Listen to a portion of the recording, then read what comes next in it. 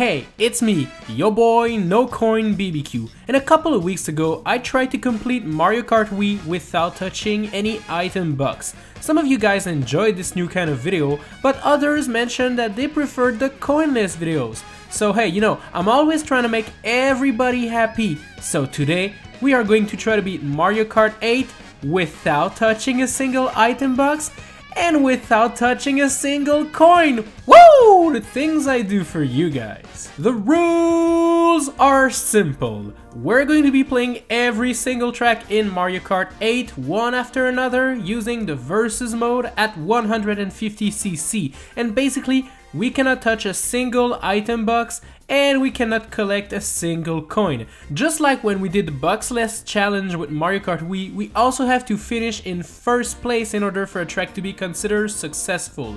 I should also mention that you always start off with 5 coins in Mario Kart 8, so in addition to not collecting more, I'll also force myself to get rid of those 5 dirty coins. And that shouldn't be too hard considering Mario Kart is all about bananas, green shells, red shells, blue shells, and yeah. Now that everything has been explained, let's just jump into it. Mario Kart Stadium is the first stop, and the first set of bugs can be avoided by going in the grass on the side of the track. The same can be said about the second one during the anti-gravity segment, but sadly we have a problem with this third set, as you can't really dodge it because there's the fences that block you from doing so, and you can't go in between the boxes. You'll need to make sure to follow another opponent and let him clear it for you. There won't be any dangerous coins on that track, as most of them can be seen from afar, leaving you plenty of time to react and dodge them.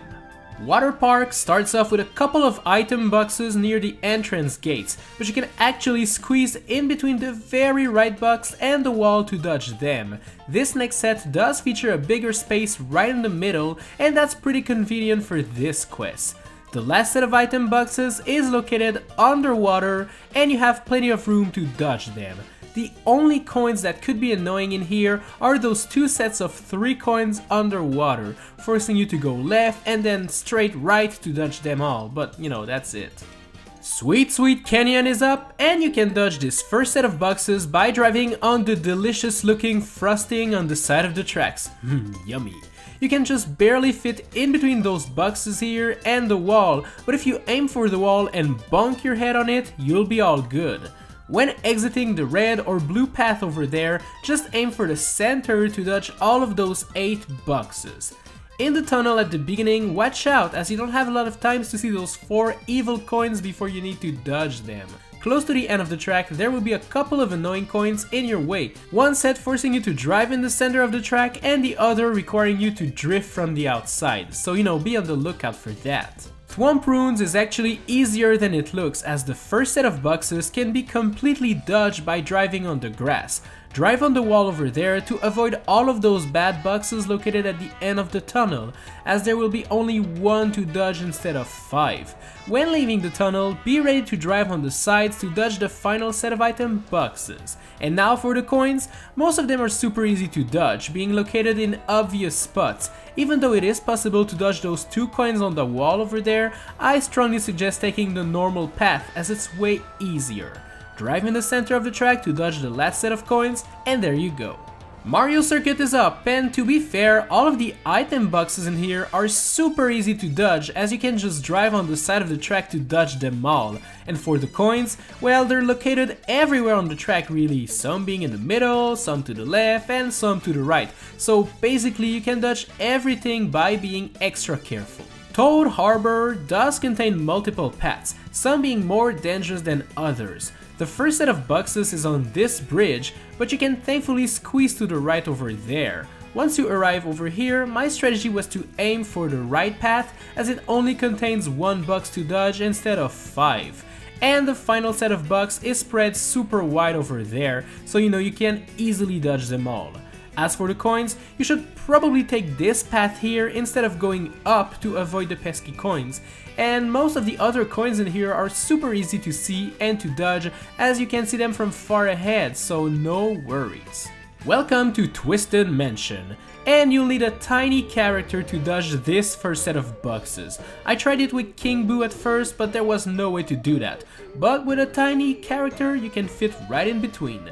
This twisted hallway here does contain enough space to fit there and dodge this second set of items. Finally, when exiting the anti-gravity section here, make sure to aim for the middle portion of the track to dodge all of the boxes and keep up all of your speed. For the coins on this track, you'll want to avoid the middle in here to then switch right back to the middle part over there to drift in between all of the coins. And when flying in the air at the end, make sure to move left and right to dodge the coins floating in midair and you'll be all good. Shy Guy Falls is up, and this one won't be a problem at all. You have plenty of space to dodge all of those item boxes, and they're located in plain sight. This is pretty much the same thing for the coins, which are super easy to avoid if you're just paying attention to where you drive. The only dangerous sets of coins is this one here, and once you practice it for a little bit, you can just drift and dodge all of them, so yeah, that's easy. Time for Sunshine Airport, and the first set of boxes is located right there when leaving the terminal. Just make sure to aim for the right side and you'll dodge it easily.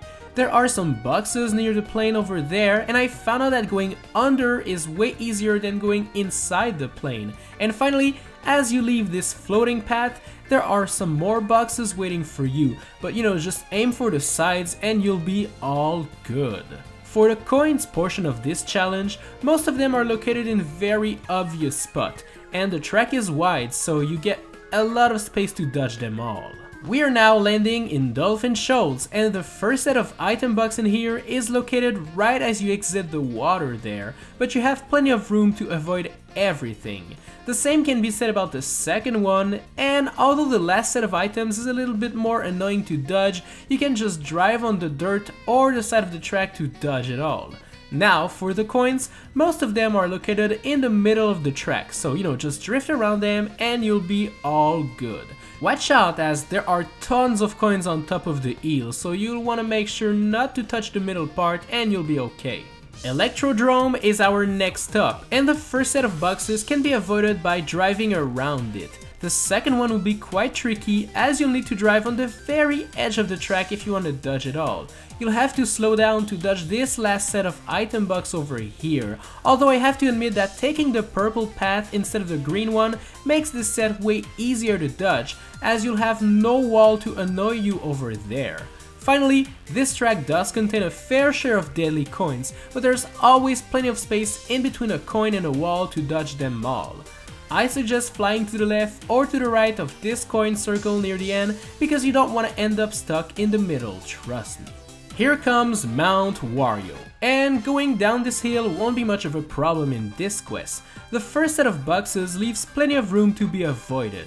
The second one, when you enter the cave, does feature a tiny bit of space to squeeze over there and avoid it all. You can also dodge the items located in the dam and this set in the forest undergrowth. Finally, aim for the side of the jump to dodge the final set of item boxes and you'll be all done. And now most coins in here are located in the middle of the track, so they'll be super easy to dodge. Make sure to drive around those little flagpoles over there, as they all feature 2 coins in between them, so you don't want to touch that. Cloud Top Cruise is up, and you'll want to stay really close to the edges of the track to dodge both the first and the second set of item boxes. Sadly, this last one is a huge problem for this quest. There are speed arrows on the left and on the right, and if you try to slow down there, there's no way this is gonna happen. So you're gonna have to stay in the middle and slow down a lot, and you'll be able to squeeze in between those 2 boxes. The track does feature a lot of coins, but they can all be dodged if you're just being careful and paying attention to where they are located. Bone Dry Dunes is an easy one, as the first set of boxes can be dodged by driving in the dirt. The second one will be a little bit more difficult to dodge, but my best strategy was to aim for the left path to then drop above the boxes located in the right one. Finally, aim for the edges when touching the blue speed boost to dodge all of the boxes, and that's it really. Track doesn't contain any annoying coins, thankfully, and you can dodge them all by driving far away from the center of the track, so yeah. Bowser's Castle is up, and this one is thankfully not very difficult. You have plenty of room to drive around the boxes when first entering the castle and when entering this anti-gravity part here. The final set will be located, once again, near a blue speed boost, so just aim for the edges to be all good. Most of the coins in this castle are either on the very center of the track or spread out on the sides, so just adjust yourself accordingly and you'll clear this one in no time. Rainbow Road is next, and this one is garbage. The first set of item boxes leaves almost no room to dodge it, forcing you to almost fall down to your doom, but it is actually possible. Dodge the second set by aiming for the sides when using the arrow pad. Dodge the final set of boxes by driving straight instead of taking those curves near the end, making you fall down and above all of those ugly boxes. To dodge all of the coins in here, you'll have to drift like a pro in those curves, but it is possible if you got damn drifting skills. Let's try the retro tracks, starting with Wee Moo Moo Meadows, and this one leaves more room to dodge the item boxes than the original Wii version, so that's pretty good to hear. As for the coins, well, considering the track is super wide most of the time, you'll dodge them easily, and the best way to get rid of your 5 original coins is to use those cows over there. Is that animal abuse? I don't know, maybe. Hey, sorry PETA, okay? GBA Mario Circuit has a bunch of item boxes located in midair on top of that jump right there, but you can aim for the sides and you'll make it to the other platform without touching a single one. Drive on the dirt to dodge those other boxes, and that's it. Now for the coins, well, they're placed so neatly that avoiding them is actually super easy. None of them will be annoying to you, so no worries to have here. DS Cheep Cheep Beach starts off with a very annoying set of item boxes, which is located on this very narrow wooden bridge. Sadly, you have no room to dodge those boxes, and you'll absolutely need an opponent to clear them out for you. Thankfully, you can go in the water to dodge the second one, and you have just enough space to clear out the third one. Most of the coins in here are located on the beach or underwater, so you have plenty of room to dodge them all. N64 Toad's Turnpike is next, and this one will be quite easy. Basically, all of the item boxes are just moving along the track, just like you and the other drivers. So just switch lanes, move left and right, and you'll dodge them all. And it's also the same thing with those coins. They are just pretty much trailing some of the moving vehicles, so there's no need to worry about them. GameCube Dry Desert is up, and the track for this one is so wide that dodging the item boxes will be a complete joke. You have plenty of room in the dirt around the track to dodge the first and second set of item boxes, and you don't even need to touch the dirt for the final one. The real fun in this track is dodging those coins over there. Basically, you can choose to go in the dirt to the left, but that's boring. The best way is going from the inside, but here's the thing, if you touch the moving sand right there, you'll get sucked in real quick. So, you have to stay on the very edge without touching the coin and without touching the moving sand. That was pretty fun. SNES Donut Plains 3 has a lot of boxes, but also features plenty of room on the track to dodge them all by just driving around them, really. I'd say the same is also true for the coins, which are not located in very dangerous spots. This one will be done in a breeze. N64 Royal Raceway, kinda like most raceway tracks so far, features boxes that can be dodged by driving on the dirt or the grass next to the track, and that is true for all of the boxes in here. For the coins, most of them will not be a problem at all if you drift around them. Make sure to pay attention to those coins in midair when gliding down to Peach's castle, and you'll be good. 3DS DK Jungle is our next stop, and the first item boxes can be dodged by driving on the grass. The same can be said about the second one, and for this final set of items, you'll have to drive near the edges of the track. It is quite dangerous, but it is possible. For the coins, I'd say the most annoying ones are those ones on the platform over there. They're super annoying to dodge because you can't really control where you want to go once you're in the air at maximum speed, so be on the lookout for that. DS Wario Stadium seems like a problem at first, as you don't seem to have enough space to dodge the boxes, but the thing is, you kinda have some space to the right, just barely, but you do. Same thing can be said for the second set of item boxes, and this last one is actually super easy to dodge as there's plenty of space around the boxes. And for the coins, let me tell you that there are plenty around here. On the track, on those jumps, underwater, you name it. Thankfully, you can dodge them all, but I mean that's a lot of coins anyways. GameCube Sherbetland is a very wide track, and this will be helpful for the first set of item boxes, which is located at the start. Those boxes in the cave are located on the track, but you can thankfully drive on the side walls there, so you'll be all good.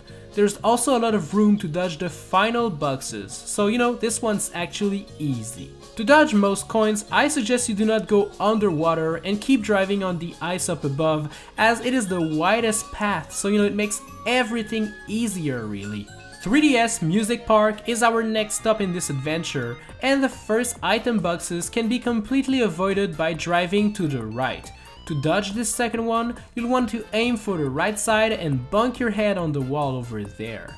Finally, grab the blue arrow panel over there to fly above the final set of boxes and you'll be all good. The coins in here are also super easy to dodge and you can just drift around them really. And if you follow my tip, you'll also fly above them in this final section. So you know, it's actually easy.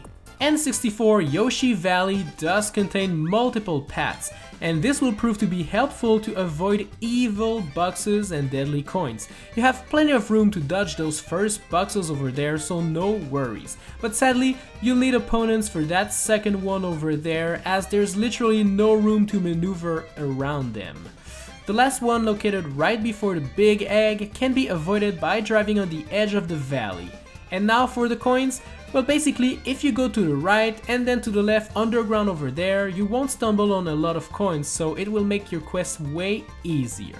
DS Tick-Tock Clock is super wide, so you know, those first boxes are quite easy to dodge. For this set over here, you'll have to go to the very edge of the platform in order to dodge them all. It's kind of annoying, but it is possible. Slow down to avoid the final set of items and you'll be done here in no time. This track does feature a lot of coins, and you'll want a small character to make sure that you can fit in between them. You'll also want to fly above all of those gears and cogs near the end of the track, as they do move around and contain lots of coins, which isn't what we want. 3DS Piranha Plant Slide contains those item boxes that are moving down the water stream over there, but you can dodge them all by being extra careful. You can dodge those next boxes by going either left or right, but if you go right, there is gonna be a barrage of coins in your way, so you know, I suggest the left path for sure. Finally, squeeze your way to the right of the final boxes and you'll be all good. Now, for the coins, well, there's plenty in those sewers, sadly, but you can dodge most of them if you're being careful. Wii Grumble Volcano does feature a couple of boxes, but they're all easy to dodge. Go to the side to dodge the first and second set and fall down from the top part here to dodge the third set of item boxes. As for coins, you want to watch out for those two pesky coins on the platform floating on lava. Also, since the stage is crumbling as you progress in this track, you'll be happy to know that some of the coins will fall down in the lava and vanish in lap 3, so you know, that's kinda cool. Welcome to N64 Rainbow Road, our final stop of the day. You can avoid the first boxes by jumping from the side and flying to bring you back on track. Dodge this second set by going to the right and going around it. And sadly, this third one will require someone to clear it for you, as you cannot really avoid it. Stay close to the edges to dodge the fourth, fifth, and final set of boxes, and you'll be finally done. Now for the coins, you'll be able to dodge most of them, but be on the lookout for this evil floating train because it contains some bad toads throwing coins out of it. What a bunch of meanies. So, is it possible to beat Mario Kart 8 without touching a single coin and without touching a single item box? Yes, it is possible. Some tracks are easy, some are just plain difficult, but it is actually possible to do so if you keep trying and trying until you have the perfect run. Thanks a lot for watching this video, guys. Don't forget to subscribe and hit the bell and smash the like button. And let's say if we hit 5,000 likes in this video, I will try this challenge with the DLC tracks. So you don't want to miss that. Hit like and I'll see you in the next one.